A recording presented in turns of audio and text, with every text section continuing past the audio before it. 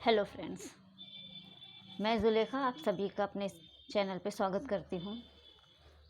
और जैसा कि आप सभी लोग जान रहे हैं कि हमने बीएनएसएस और सीआरपीसी का तुलनात्मक अध्ययन करने की एक सीरीज प्रारंभ की है, जिसकी प्रथम वीडियो आपके सामने आ चुकी है। आप सभी ने हमारी प्रथम वीडियो को काफ़ी सराहा, उसके लिए मैं तहे दिल से आप सबका आभार व्यक्त करती हूँ। प्रथम वीडियो में हमने आपको पुरानी सीआरपीसी और नई सीआरपीसी का इतिहास बताया कि कैसे ये बनी है, किन किन सीआरपीसी को रिपील किया गया है। तो हमने आपको बताया था कि सर्वप्रथम जो सीआरपीसी आई थी वो 1882 में आई थी। उसके बाद उसमें कुछ त्रुटियां थीं, उन त्रुटियों को दूर करते हुए उसे निरसित किया गया। तत्पश्चात 1898 में एक नई सीआरपीसी आई और इसे रिपील करते हुए सन 1973 में तीसरी सीआरपीसी बनी। अब इसे भी वर्तमान समय में रिपील कर दिया गया। अब इसकी जगह पे बीएनएसएस यानी कि भारतीय नागरिक सुरक्षा संहिता सन 2023 आ चुकी है। इन चारों को हमने अच्छे से आपको बताया कि इनकी ऐतिहासिक पृष्ठभूमि क्या थी। हमने आपको इसके बारे में बताया था। तो आगे बढ़ने से पहले हम छोटा सा रिवीजन आप सबको करा दे रहे हैं। मेरे साथ साथ आप सब लोग याद करने की कोशिश कीजिए कि आपके माइंड में कुछ चीज़ें हैं कि नहीं। वैसे तो मैंने उसमें काफ़ी डिटेल में बताया, लेकिन जो की वर्ड में आपको रिवाइज करने वाली हूँ वो आपको तटस्थ होना चाहिए, अच्छे से याद होना चाहिए। इसमें से सबसे पहले हमने आपको बताया था कि जो बीएनएसएस है उसके पहले हम रिवाइज करा दे रहे हैं कि बीएनएसएस को लोकसभा में कब पास किया गया था। तो 20 दिसंबर 2023 को लोकसभा में पास किया गया था और राज्यसभा के पास होने की डेट है 21 दिसंबर 2023। राष्ट्रपति जी की अनुमति प्राप्त हुई थी 25 दिसंबर 2023। तो 20 दिसंबर लोकसभा में पास हुआ, 21 दिसंबर राज्यसभा में पास हुआ और 25 दिसंबर को राष्ट्रपति की अनुमति प्राप्त हुई। और ये आगे जाके 1 जुलाई सन 2024 में यह प्रवर्तित कर दिया गया। अब हम बढ़ते हैं अपने आगे की ओर और चैप्टर देखते हैं। इसका जो आज हम आपको पढ़ाने वाले हैं, चैप्टर 1 पढ़ाने वाले हैं। जैसा कि स्लाइड में आप देख पा रहे हैं कि चैप्टर 1 को हमने आपके सामने सेक्शन 1 रखा हुआ है। चैप्टर 1 में टोटल सेक्शन 5 हैं, 1 to 5 सेक्शन इसमें बताए गए हैं। और ये जो ग्रीन कलर शो कर रहा है वो आपको बताएगा कि ये नए प्रोविज़न है या चेंज प्रोविज़न है। बाकी देखिए सेक्शन 1 में कोई विशेष चेंज नहीं किया गया है। तो इसे स्टार्ट करने से पहले इसके कुछ बेसिक चीज़ें हम देख लेते हैं। तो चूँकि ये वीडियो तुलनात्मक तरीके, इसलिए हम दोनों को साथ में लेके चलेंगे। अब देखिए पूर्व की जो विधि थी उसका नाम क्या था, दंड प्रक्रिया संहिता। कब की थी? सन 1973 की थी, 1973 की थी। और ये इसका क्या नाम है, भारतीय नागरिक सुरक्षा संहिता, जिसे शॉर्ट में हम बीएनएसएस बोलते हैं। चैप्टर की संख्या अगर हम देखते हैं तो सीआरपीसी में टोटल चैप्टर की संख्या 37 थी और बीएनएसएस में चैप्टर की संख्या 39, 2 बढ़ गए हैं। इसको तुरंत याद कर लीजिए।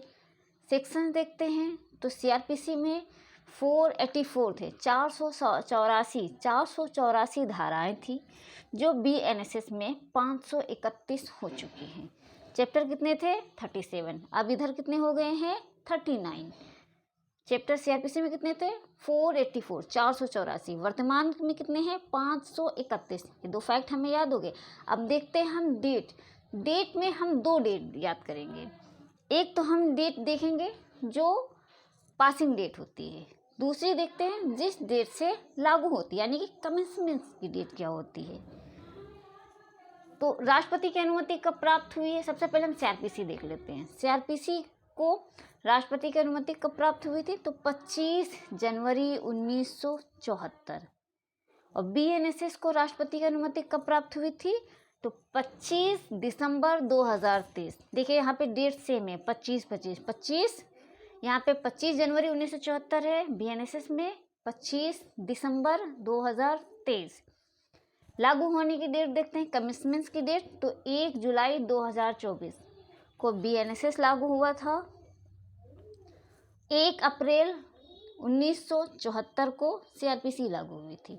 ये हो गया। उसके बाद हम आगे बढ़ते हैं। अब हम आते हैं एक्ट नंबर पे। आप इनको बहुत ही संक्षिप्त में एक शॉर्ट नोट भी साथ साथ तैयार करते रहे।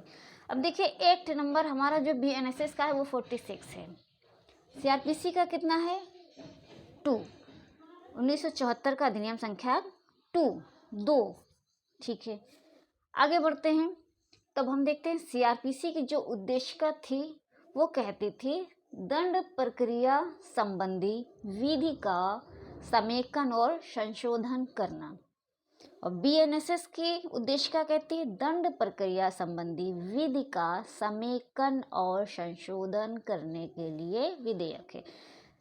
यहाँ पे उद्देशिका दोनों की सेम है और दोनों में जो इनका उद्देश्य बताया गया है वो बताया गया है कि जो है कंसोलिडेट एंड अमेंड करने के उद्देश्य से यह विधेयक या विधि लाई गई है। तो दोनों में उद्देश्य का लगभग सेम है, अच्छे से हमें याद हो गई। अगर उद्देश्य का पूछी भी गई एग्जाम में, जो साक्ष्य विधि थी उसकी उद्देश्य का पूछी गई है, यहाँ भी पूछे जाने की संभावना है, तो हमें अच्छे से याद होना चाहिए। आगे बढ़ते हैं हम। अब हम आते हैं चैप्टर 1 पे। चैप्टर 1 में जैसे कि हमने बताया टोटल बीएनएसएस में चैप्टर 1 में टोटल 5 सेक्शन आते हैं 1 to 5, और जबकि सीआरपीसी में चैप्टर की संख्या भी 1 to 5 है। यानी कि यहाँ पे जो सेक्शन चलेंगे बिल्कुल सेम चलेंगे, सेक्शन 1 से 5 तक सेक्शन भी बराबर हैं, और इसमें क्या क्या चीज़ें हैं वो तो हम आपको बताने वाले हैं। अब देखते हैं सेक्शन 1। तो सेक्शन 1 में जो उपधाराएं हैं वो टोटल उपधाराएं 3 हैं, और आप जैसा कि देख पा रहे हैं सीआरपीसी में भी उपधाराओं की संख्या 3 थी। चैप्टर 1 में उपधाराएं कितनी हैं 3 है। और इसकी हेडिंग देखते हैं तो संक्षिप्त नाम, विस्तार और प्रारंभ। सीआरपीसी में भी संक्षिप्त नाम, विस्तार और प्रारंभ चीज़ें बताई गई हैं। क्लास 1 इसका बताता है कि इस अधिनियम का संक्षिप्त नाम भारतीय नागरिक सुरक्षा संहिता 2023 है। सीआरपीसी का भी सेम नाम है। इस अधिनियम का संक्षिप्त नाम दंड प्रक्रिया संहिता 1973 है। अब देखिए दोनों चीज़ें सेम है, सेम आपको अच्छे से याद भी हो गया। क्लास 1 में क्या संक्षिप्त नाम, क्या नाम है तो जिसका नाम है वही आ जाएगा। ठीक है, अब सेक्शन 2 देखते हैं, बहुत ध्यान से देखिएगा, बहुत इंपॉर्टेंट है। एक एक सेक्शन के जो आपको इसमें उपधाराएं बताई गई हैं, खंड बताए गए हैं, उनको भी आपको साथ साथ याद करते चल रहा है। अब बहुत अच्छे से कंसंट्रेट होकर बैठिए, और जो भी चीज़ें मैं आपको बता रही हूँ इंपॉर्टेंट चीज़ें आप नोट करते रहिए, अच्छे से आपको याद हो जाएगा। अगर आपने हमारी 1 से 2 बार वीडियो देख ली तो मैं इतना कह रही हूँ आपको सारी चीज़ें बहुत अच्छे से लर्न हो जाएंगी। बढ़ते हैं आगे। चैप्टर 1 हमने देख लिया, क्या नाम है इसका, नाम क्या है भारतीय नागरिक सुरक्षा 2023। सीआरपीसी का नाम दंड प्रक्रिया संहिता 1973। क्लास 1 हमारा अच्छे से कंप्लीट हो गया। अब क्लास 2 देखते हैं। तो क्लास 2 हमारा कहता है इस संहिता, इस मतलब ये जो हम पढ़ रहे हैं, इस संहिता के अध्याय 9, 11 और 12 से संबंधित उपबंधों से भिन्न उपबंध नागालैंड राज्य को, जनजातीय क्षेत्र को लागू नहीं होंगे। ये क्या मतलब इसका हुआ, तो ये कह रहा है कि जो सीआरपीसी है, सबसे पहले समझिए बहुत ही संक्षिप्त रूप में, आसान भाषा में, ये जो आपकी बीएनएसएस है या सीआरपीसी है, ये पूरे भारत में लागू है। ठीक है।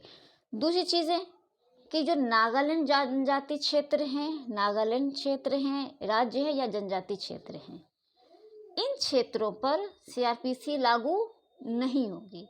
वहाँ पर केवल चैप्टर 9, 11 और 12 के जो प्रावधान हैं वे ही लागू होंगे, बाकी के प्रोविज़न वहाँ पर लागू नहीं होंगे।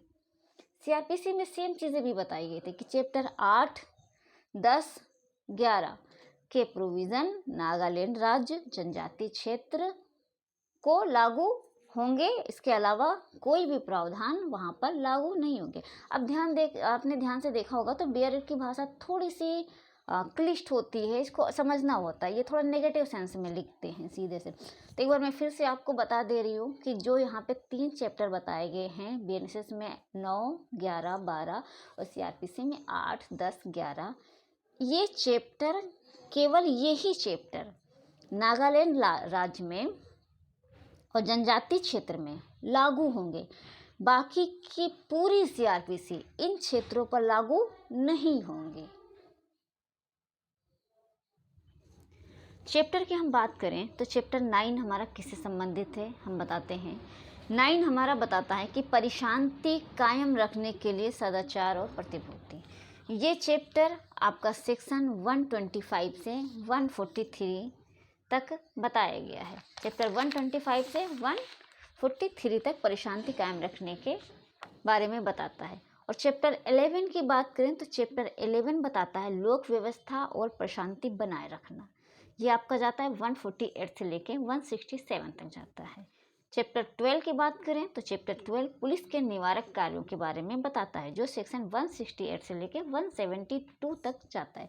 सीआरपीसी में देखते हैं तो सीआरपीसी में चैप्टर 8 भी बताता है परिशांति कायम रखने के लिए प्रतिभूति और सदाचार बने के रहने के लिए प्रतिभूति। ये सेक्शन आपका था 106 से लेके 124 तक जाता है। और जो चैप्टर 10 था सीआरपीसी का, वो आपका लोक व्यवस्था प्रशांति बनाए रखने के संबंध में था। इसका सेक्शन था आपका 129 से लेके 148 तक। और चैप्टर 11 पुलिस के निवारक कार्य थे, जो 149 से लेके 153 तक बताया गया था। तो ये हमने इसका इतना पार्ट देख लिया। क्या समझा कि चैप्टर बीएनएसएस के चैप्टर 9, 11, 12 इन 3 चैप्टर्स ही केवल नागालैंड राज्य को और जनजातीय क्षेत्र में लागू होंगे। बाकी के सीआरपीसी के जितने भी प्रोविजंस हैं इन क्षेत्रों पर लागू नहीं होंगे। क्लियर हो गया? Very good. आगे बढ़ते हैं। किंतु अब देखिए यहाँ पे किंतु लगा है, ये एब्सोल्यूट प्रोविजन नहीं है। संबद्ध राज्य सरकार यानी कि जो संबंधित राज्य सरकार है वो अधिसूचना द्वारा ऐसे उपबंधों या उनमें से किसी को यथास्थिति संपूर्ण नागालैंड राज्य या जनजातीय क्षेत्र, 2 चीज़ें हैं ना, नागालैंड राज्य हो गया, दूसरा जनजातीय क्षेत्र, या उनके किसी भाग पर ऐसे अनुपूरक, आनुषांगिक या परिणामिक उपांतरों सहित लागू कर सकेगी, जैसा अधिनियम में विनिर्दिष्ट किया जाए।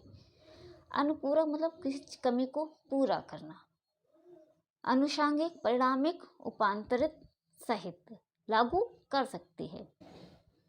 तो आनुषांगिक का अगर हम अर्थ देखें और इसको समझें तो आनुषांगिक का मतलब होता है मुख्य कार्य या विषय के साथ जुड़ा हुआ या उससे संबंधित होने वाला, जो मुख्य रूप से आवश्यक ना हो। यानी कि अगर हम आनुषांगिक का दूसरे अर्थ में समझें तो प्रासंगिक या सहवर्ती, उसके जो सहयोग में आता है।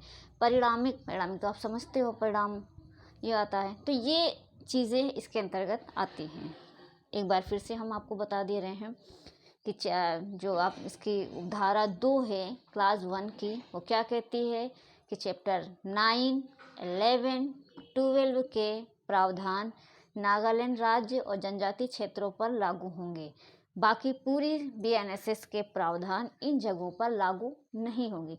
लेकिन अगर संबंधित सरकार अधिसूचना द्वारा चाहे तो अधिसूचना द्वारा ऐसे सीआरपीसी, ये जो बीएनएसएस है या सीआरपीसी के प्रोविज़न है, वहाँ पर अधिसूचना के जारी करके लागू कर सकती है।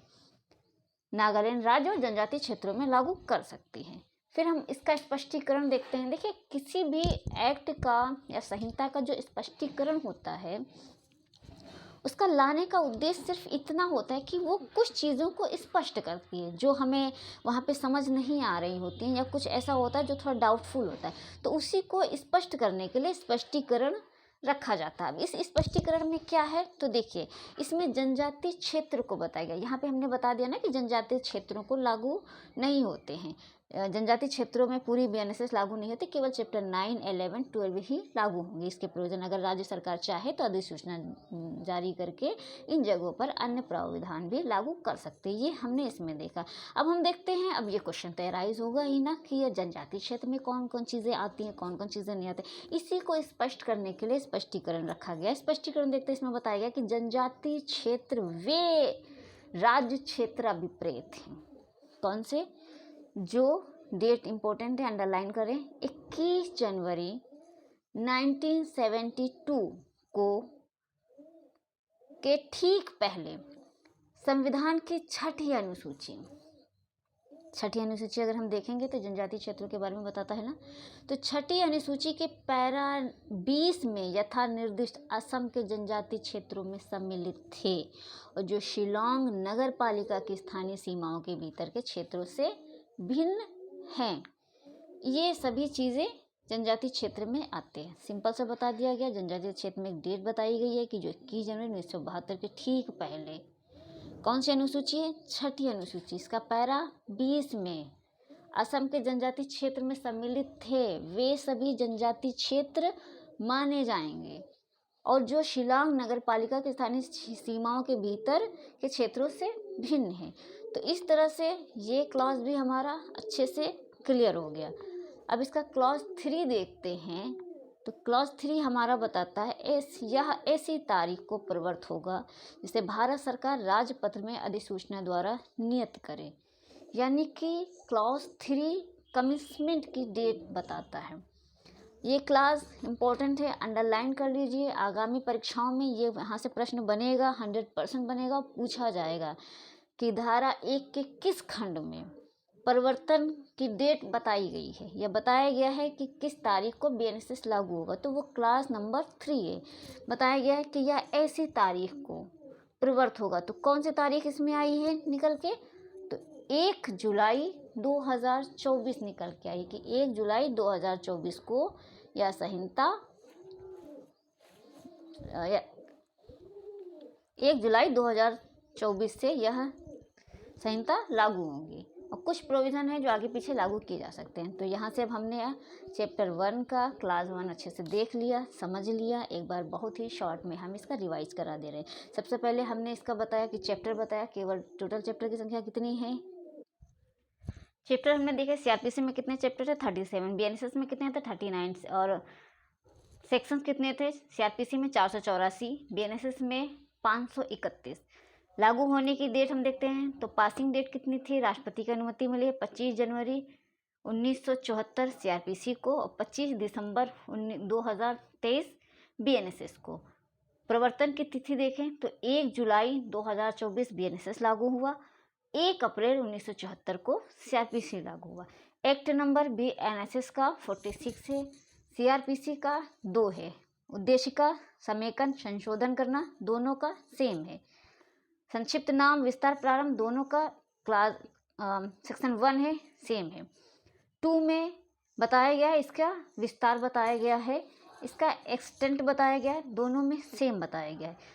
बीएनएसएस में बताया गया 9, 11, 12 के प्रावधान नागालैंड राज्य और जनजाति क्षेत्रों में लागू होंगे, अन्य प्रावधान लागू नहीं होंगे, लेकिन संबंधित सरकार चाहे तो अधिसूचना जारी करके ऐसे स्थानों पर भी लागू कर सकती है। सीआरपीसी में हमने आपको देखा चैप्टर केवल आगे पीछे किए गए हैं।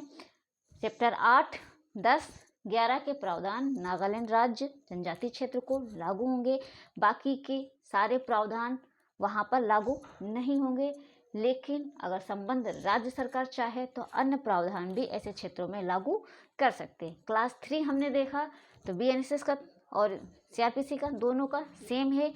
इसमें परिवर्तन की तिथि बताई गई है।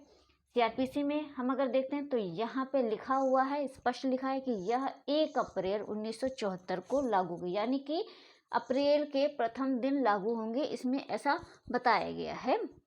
1974 को 1 अप्रैल 1974 को लागू होगी, जबकि बीएनएसएस में स्पष्ट डेट नहीं बताई गई। इसमें बताया गया कि ऐसी तारीख को लागू होगी जो भारत सरकार राजपत्र में अधिसूचना द्वारा नियत करे। तो भारत सरकार ने कौन सी डेट निर्धारित की? तो 1 जुलाई 2024। तो इस तरह से हमने चैप्टर 1 का सेक्शन 1 कंप्लीट कर लिया है।